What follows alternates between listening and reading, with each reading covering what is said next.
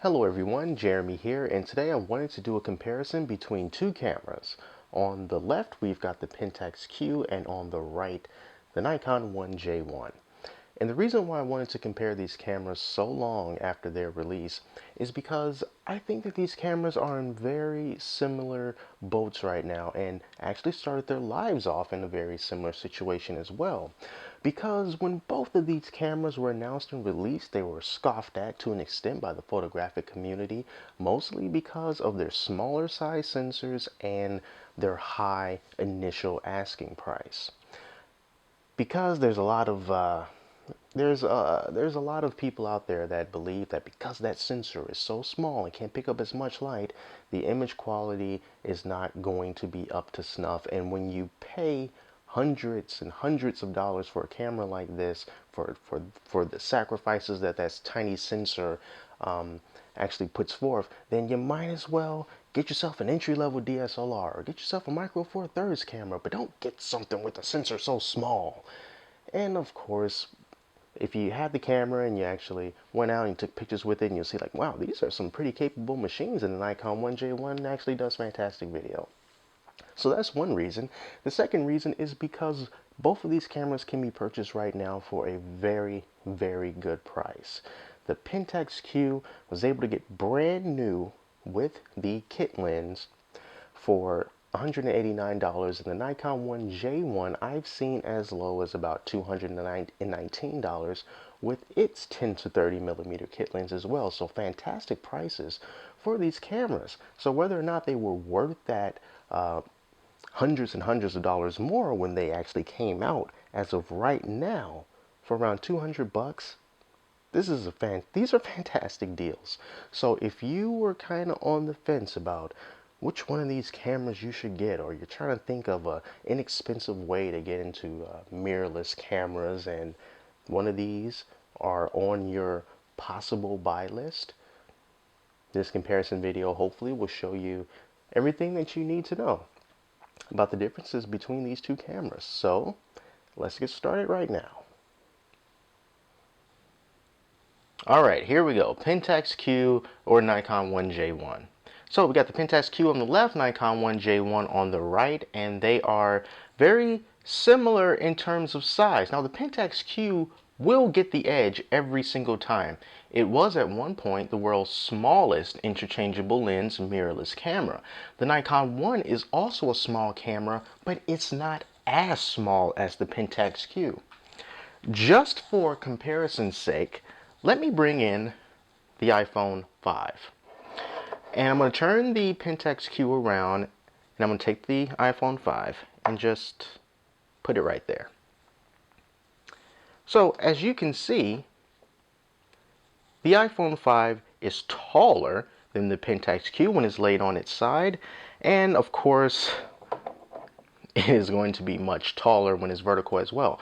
Now granted, there is a slim case on this iPhone 5, but it doesn't change the dimensions all that much. Now let's do the same thing with the Nikon J1. Flip it over on his back, iPhone 5, stick it right there.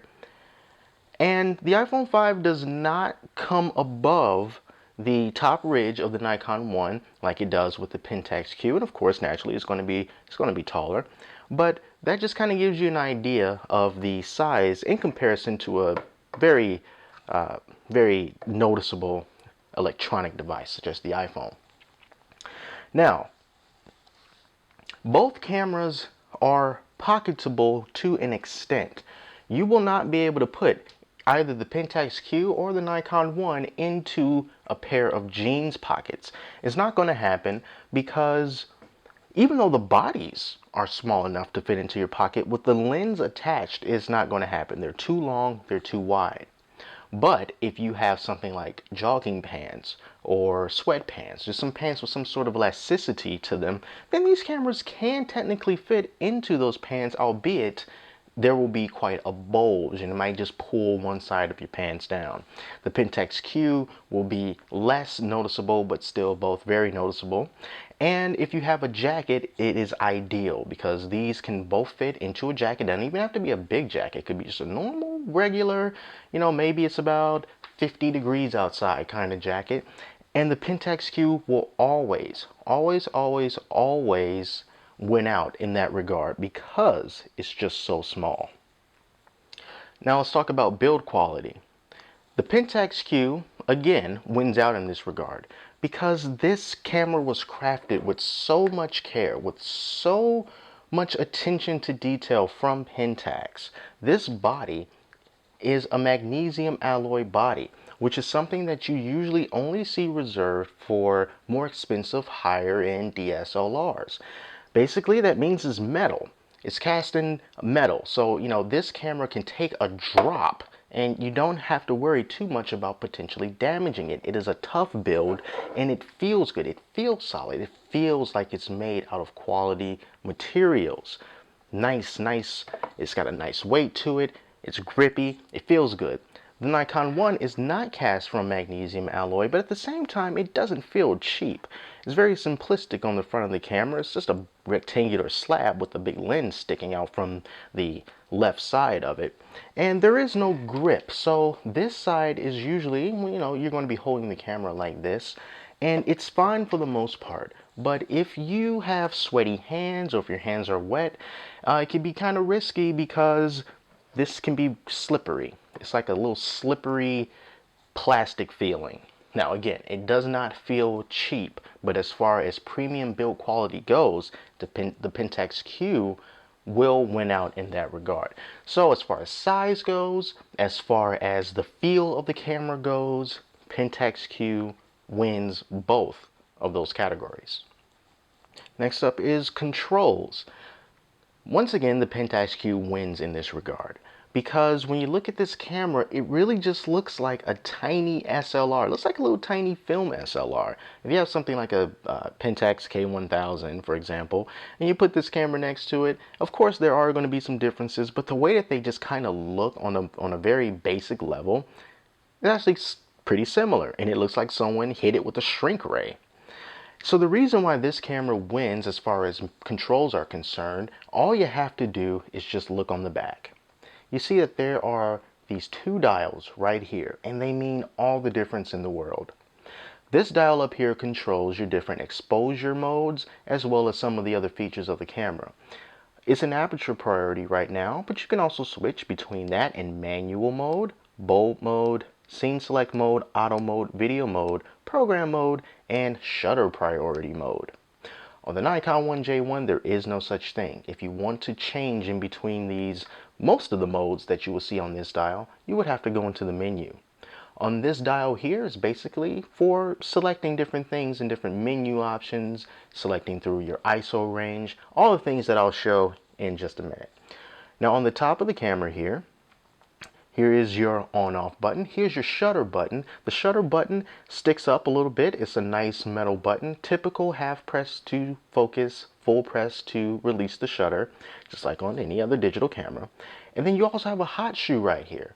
Now the hot shoe is for if you want to put a flash on it. The camera has a built-in flash, but if you want to put an external flash on it, then you can do that. Or you can add one of Pentax's optical viewfinders. Now the thing about the optical viewfinder is it's pretty expensive. You're going to be paying more for the optical viewfinder than you would for this entire kit itself. So whether or not that's something that you want to do depends on how much you love optical viewfinders. I like them, but for that additional cost, not too sure if it's completely worth it. Now over here is the playback button, so you can see all the pictures and videos that you took. And then here is the pop-up flash, which you just press this over and out goes the flash. And it's a pretty cool look, I think. It looks like a little helper robot, just coming along trying to help you take pictures.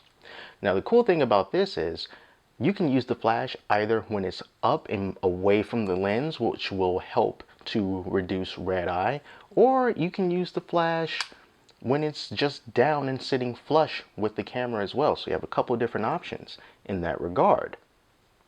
Over on the front also, you see this command dial right here that goes from 0 to 4.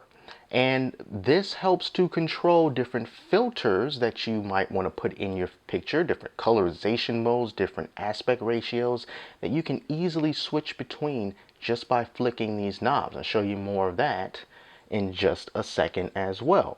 So That's the Pentax Q as far as its control scheme. Bringing over the Nikon 1J1 and all of its physical buttons, you have not a lot of options up here. Here's a dedicated record button, which is great because the Nikon 1J1 does really good video. This is the shutter button. It sits much more flush than on the Pentax Q, but it's okay because it's still a very, very noticeable difference between half pressing and fully pressing down to take the picture. On and off button right here, and this also has a pop-up flash. It goes zoop, pops up really quickly. And unlike the Pentax Q, when you want to use the flash from the Nikon 1, it has to be up like this. Otherwise, it goes back into its housing and you won't be able to use it again. Now, over on the back, we can see this command dial. And it's different than the Pentax Q because there's only 4 options on it. There's one, let's start at the very bottom. This is one for video mode. This is for stills. And then you have these 2 modes here. These 2 modes that I think are very gimmicky. One of them is like a perfect shot selector. It takes a series of photographs and it gives you back the one that it thinks is, well, it gives you back, I believe, a few that it thinks is the best, and then you pick between them. I think that's how that goes. And then there's another option that it just takes a few photos and it puts it through kind of like a mini slideshow with this really corny music over it. I don't dislike that feature as far as features go, but I don't think that they are worthy to be put on this dial. I mean, you can just see all of the empty space right here that could have been used to put aperture priority, an auto mode, shutter priority, a manual mode. That could have all fit right there on the dial, but Nikon was so focused on making this consumer that they just assume that people won't want to switch between those modes, when in fact they do. This is an interchangeable lens system. If people just want super basic stuff with no controls, then stick to the regular point and shoots. So that is a bit disappointing on that end. There are also a lot of similar buttons on this compared to the Pentax Q. Of course, the menu button, the trash button, playback, display, and then you also have controls for the flash, exposure compensation, self-timer, autofocus lock, exposure lock is right there. And then you also have a couple of these buttons up here too, and they have different functions as well, and I'll show you that once we get into the menu system. So those are the differences between physical controls of these 2 cameras. Let's talk kit lenses. The Pentax Q can come with a standard zoom lens. This is a number 2 standard zoom that goes from 5 millimeters all the way to 15 millimeters. Now, because this is a crop sensor camera, and I believe the crop is about 5.5 or so, I believe, that means that the equivalent focal range for this camera compared to a full frame DSLR is going to be around 28 to 80, maybe a little bit more than 28, a little bit less, but it's going to be roughly around 28 to 80 once you round it. So it is a very standard zoom, enough to get a somewhat of a wide-ish angle, and then something for getting nice and close. So for example, if you wanted to take a headshot of someone, you can zoom it all the way to 15 millimeters, and then you can have a okay type of portrait zoom that way. Other thing about this lens is it has a rubberized textured grip, so it's very nice and easy to zoom the lens, something that you can rest your fingers on. And then it also has a manual focus ring, and you can see me turning it right there. This is something the Nikon 1 does not have. You can pop into manual focus whenever you want, and there's also a couple of different assist options whenever you want a manual focus as well. There's a magnified manual focus view, and then there's also focus peaking, which is very, very cool and very helpful, in which it just basically puts a white outline or highlights around whatever is in focus, so you don't necessarily have to always trust your eye.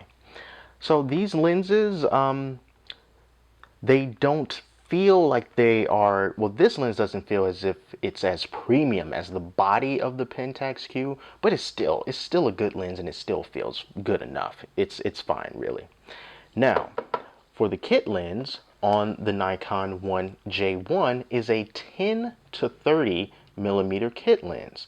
And then that gives a full frame equivalent of about, once again, about 28 to 80. So as far as focal lengths go, you're getting more or less the same thing. Now, one of the neat features about this lens in particular, and some other of the Nikon 1 lenses, is that not only are they collapsible, but when you press that button here and you turn the lens, it frees it, it makes it go out, and it also turns the camera on. When you press the button again and go in the opposite direction, it collapses the lens, but it does not turn the camera off. I wish it did turn the camera off, but you know, it's okay. It's nice to have it that way. So as you can see, just between this and the Pentax Q, the Nikon 1, though it's fatter, it does get shorter because it is collapsible. It also has a rubberized grip for the zooming. It's not as ribbed and textured as the Pentax Q, but still you won't lose your placing. It's a very nice grip right there. And yeah, what can I say? It is a decent kit lens. It covers the same basic focal length, and it can be okay for, you know, just typical walking around situations. So all in all, the lenses, very similar focal lengths, and they both have their pluses and minuses. There is no manual focus ring on the Nikon 1 10 to 30 millimeter lens, or a lot of the Nikon 1 lenses. They're purely electronic. So if you want to do manual focus, it's going to be, once again, controlled from the menu system and in the back of the camera. So speaking of menu systems, let's take a look at those right now. We're going to start with the Nikon 1. The menu system is something that you will be using a lot if you choose to go with the Nikon 1 J1, because it's from the menu that you will control aperture priority, shutter priority, your manual focus, all of that stuff. So let's jump into the menu now. And to its credit, it's a very simplistic menu, very simplistic menu.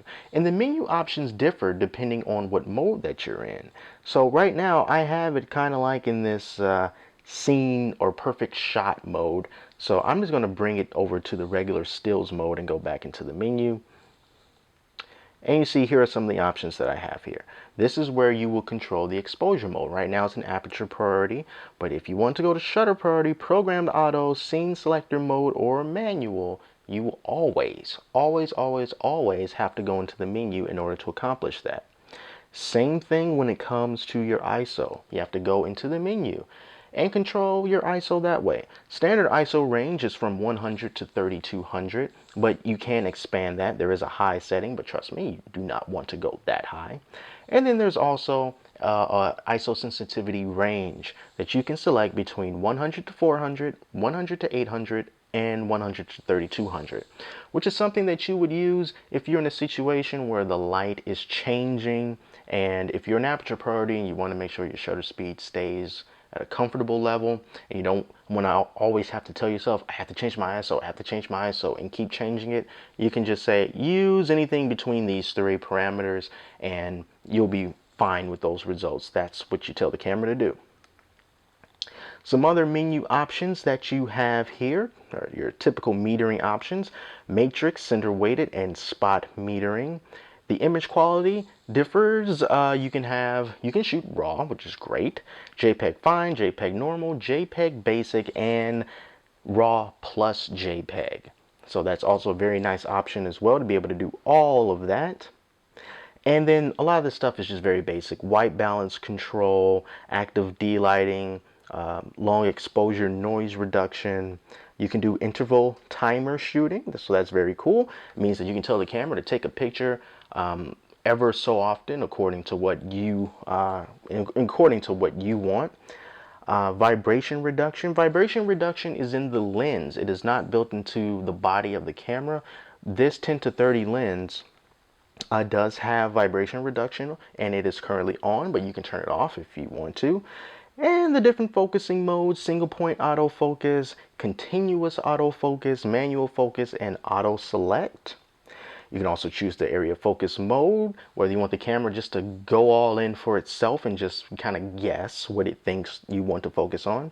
You can put it on single point focus when you want to pick exactly where the camera focuses, and then subject tracking if you're like someone's just running and you just want to make sure you get them in focus as well. And also an autofocus assist light is built in, and you have a face priority as well. Now, you do have some filtering options with this as well, but it's not as well implemented as it is on the Pentax Q. I have it in standard picture control, but you can also change from neutral to vivid, monochrome, and portrait. You can change all of that. If I want to change the settings of these, the look of these different filters, I can do that as well. And simply by going over to the right, I can adjust accordingly. I can adjust the sharpening. This is the neutral setting. I can adjust the sharpening, the saturation, and the hue. For this particular setting, let's just reset. We can just reset this and just go back to the menu. But if I wanted to do some differences with monochrome, then you see here I can mess with the toning of it if I want. I can put on different filter effects. Now, this menu system here, in my opinion, is a little bit more, it looks more complicated, not as user-friendly as the Pentax Q one is, but you still have the option to go in between different filtering effects if that's something that you want to do. You can't access them as quickly, but you can do it. Now, as far as the video mode goes, now the video mode is so much better on the Nikon one compared to the Pentax Q. Vastly superior. So let's just go to some of the menu options here. You can, of course, go to your different exposure modes in your video mode. And as far as your movie settings, you can do 720p at 60 frames per second. You can do 1080p at 30 frames per second. And you can do 1080i at 60 frames per second. So you can do that. That's a pretty decent resolution. You can also control your metering and your ISO and all that other good stuff. But also some features on here that you can do on the Pentax Q. For example, full-time autofocus. The Nikon J1 is so good at full-time autofocus. I do many of my videos with this camera, and when I'm on camera myself, I put it to full-time autofocus and I make sure that the face priority is on, and it just really locks my face in place. The focus is smooth, it doesn't hunt, and it's all live while the recording is going on. On the Pentax Q, you cannot do that, and I will show you exactly what you can't do. So the video mode of the Nikon one, it's so good, so good. I'm extremely happy with it. The Pentax Q's menu system is a lot different than the Nikon one, but that's okay because it is very well organized. Everything is split up in between different categories. This is the shooting menu, basically just for stills. And then you can move over to video. You can move over to playback, settings, and this last one is just a few more customizable settings for things such as turning the auto focus assist light on and off, and turning on the electronic shutter, or whether you want to just change some basic options here. There's 2 pages of that. So really, I'm not going to go through all of the options, but I'm just going to go over some things that makes the Pentax Q unique in its own regard. One of the things that is very different is that there are menus set up specifically for different effects. This is the custom menu. There's a natural effect, portrait, landscape, vibrant, radiant, as well as cross-processing, monochrome, reversal film, beach bypass, muted, and a bright setting. All of this can be adjusted as well, just like it can on the Nikon one. You can change the saturation and the hue, the high and low key, the contrast, the sharpness. You can change all that to your heart's content. But the difference between this and the Nikon one is that once you make those changes, you don't always have to go into the menu in order to get to those changes and use that in an actual photo. From here, all you have to do is go over to the quick dial here, and you, just like this button right here on the front, you can tell it which which one of these categories you want it to use. Do you want it to use the smart effects? Do you want it to use the custom images that you set up? Do you want it to use digital filters, or do you want it to just change the aspect ratios? All of that is under your control, and it's very cool to be able just to flip in between these on the fly. I'm just going to have it put on smart effect. Now, going back to the first page of the menu, another really interesting feature, these are just basically digital filters. Now, digital filters are different because they can change the way that the picture looks as far as the physical look, and it can change the coloration as well. So we can zoom this out a bit. We can change things like we can use a toy camera effect. We can use high contrast, shading, slim, HDR. We can invert the color, fisheye, posterization, watercolor, color, and extract color. You know, you can change all of that, and once again, you can use those digital filters as a shortcut right here on the front dial, which is very, very useful. Another cool thing, built-in ND filter, built-in neutral density filter. Neutral density filters are little pieces of circular glass or plastic that you would typically screw onto the front of the camera, right in front of the lens, and they're basically like sunglasses. And they help you to do long exposures. The most stereotypical image of a long exposure is something like of a waterfall or running water, where the water looks really misty and surreal and soft and smooth, and that's because the shutter was open for longer. And this has a built-in ND filter, so you don't have to go out and buy an ND filter and screw it on the lens. You can just flip this option up, and it will basically apply sunglasses to the inside of the camera, so you can do long exposures during the day without needing a physical neutral density filter. And I think that is absolutely brilliant. I wish more cameras had that. We fell out of the menu. Let's go right back in here. Okay, so yeah, some pretty other basic options here as well. HDR, high ISO noise reduction, distortion correction. That's very nice. You can turn on your shake reduction. Shake reduction is Pentax's term for vibration reduction. That's what Nikon calls it. So basically all that it means is that when you're taking a picture, when your shutter speed is slower, you can take a picture and you won't be subject to camera shake as prominently as you would be without it. So if you're trying to take a picture of something and you got a shutter speed of like 1/20th of a second, you try to take that picture with shake reduction off, it could look blurry. You turn it on, it could be sharp. It just really depends on your situation that you're in. So that's built into the actual camera. The lenses do not matter, so you can turn that on and off if you want. And now that brings us to the movie mode. Lacking on the Pentax Q. There's two different modes you can do. You can do manual and you can do auto. So if I were to set this in auto mode and flip this switch over to video, I have no control over anything. I cannot change the ISO. Not happening. I cannot change the aperture. The camera is going to do everything for me. Everything for me. When I go into manual mode, you do have more control in manual mode. You can change the shutter speed. As you can see, I'm changing the shutter speed right now. And if you want to change the aperture, you can do that too. But you have to make sure you do that beforehand, because you can't change the aperture while you're recording a video. There is no full-time autofocus. So you're going to have to pre-focus, and then if you want to focus on something else, just manually focus yourself. So the video features on this camera, not nearly as good as the Nikon one, not nearly as versatile as the Nikon one.